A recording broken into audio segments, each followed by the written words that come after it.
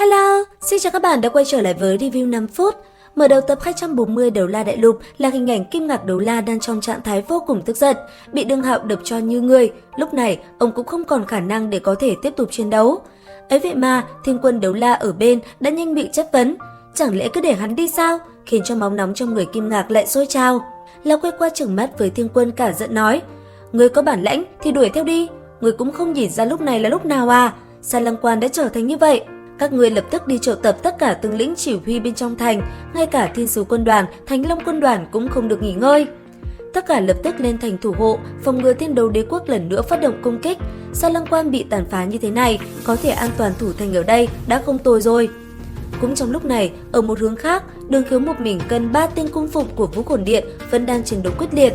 Hạo Thiên Truy trong tay ông thoạt nhìn không nhỏ hơn thanh của Đường Hạo chút nào. Lúc này, Phong Thích Gia đã chặn ngang công kích của 3 đại cung phụng. Đứng ở phía xa nhìn lại, Đường Tam không khỏi cảm động.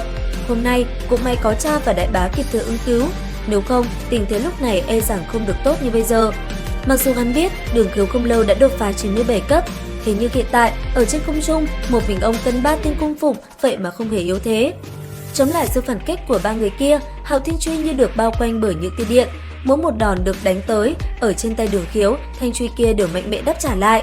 Song phương va chạm liên tiếp trên không trung đã tạo ra một màn chấn động. Cứ dựa vào sức mạnh của 4 người đều đã đạt đến phong hào đấu la, uy lực một khi phóng thích đều khiến cho đại quân phía dưới ảnh hưởng không nhỏ.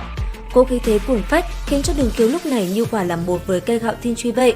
Cuồng hãn trước mặt đối thủ, hồn lực rõ ràng ngang nhau, vậy mà cả 3 tên kia hợp lại cũng không chiếm được ưu thế. Tuyết Băng chứng kiến hai huynh đệ người Đường Hạo, Đường Khiếu cùng các đệ tử Hạo Thiên Tông mà bọn họ dẫn theo đến, trong lòng thở phào nhẹ nhõm. Hôm nay, nếu không phải là viện binh của Hạo Thiên Tông tới kịp, tổn thất không biết còn lớn đến mức nào. Không cần phải nói đến chuyện khác, nếu hôm nay Đường Tam tử trận thì trận này cũng không cần phải đánh nữa. Từ lúc bắt đầu chiến tranh đến giờ, đây là lần đầu tiên Tuyết Băng nhận ra là đế quốc đã quá ỷ lại vào Đường Tam. Ở trên loại chiến trường như thế này, tác dụng của cường giả không chỉ là thực lực mà quan trọng hơn là ảnh hưởng tinh thần đối với toàn quân. Thời gian của trận đại chiến kịch liệt này cũng không phải là quá dài, nhưng bởi vì vô số hồn sư gia nhập đã khiến cho trận chiến này trở nên cực kỳ thảm liệt. Các binh lính bình thường đóng vai trò là vật hy sinh mà ngay cả các hồn sư cũng bị tử thương thảm trọng.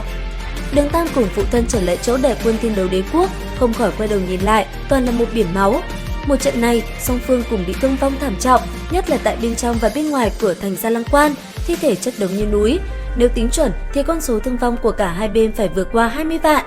Hội ngộ với Tuyết Băng, Đường Tam ổn định lại tinh thần lúc này khẽ nói: "Nếu như muốn công phá Sa Lăng Quan thì chỉ có một biện pháp." Nhất thời đã làm cho hai mắt Tuyết Băng sáng bừng lên. Cũng trong lúc này, tại Thiên Sứ Thần Điện, Thiên Nhật Tuyết vẫn đang trong quá trình hoàn thành khảo hạch của mình để trở thành thần. Lặng lặng đứng ở trung tâm đại điện, trước mặt là một pho tượng thiên sứ 6 cánh to lớn. Thiên Nhật Tuyết trên người được bao phủ bởi một tầng kim sắc lộng lẫy. Kể từ giây phút nàng quyết định đập tan xiềng xích trên người Thiên Đạo Lưu, hành động mang tính cảm xúc này đã khiến cho nàng trở nên yếu ớt. Và nhân cơ hội đó, tâm ma của nàng, Thiên Sứ Hắc Ám đã một lần nữa trỗi dậy. Nhìn theo bóng dáng Thiên Nhật Tuyết đang đỡ lấy thân thể của Gia Gia mình, Thiên Sứ Hắc Ám khẽ phất tay.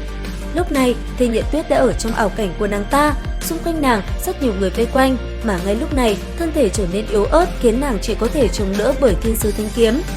Thân ảnh ma mị kia từng bước tiến lại gần nàng, mà lúc này nàng ta mới lên tiếng: "Thiên Nhật Tuyết, ngươi không phải là luôn khao khát được trở thành thần hay sao? Hiện tại cứ giao cho ta đi." Nói rồi, khẽ nâng khuôn mặt xinh đẹp của Thiên Nhật Tuyết lên, dùng lực ở cổ tay bóp mạnh, từ trên người nàng ta lúc này uy áp bắn ra tứ phía. Đến đây thì cũng hết tập 240 Đấu La Đại Lục. Xin chào và hẹn gặp lại các bạn ở những video tiếp theo.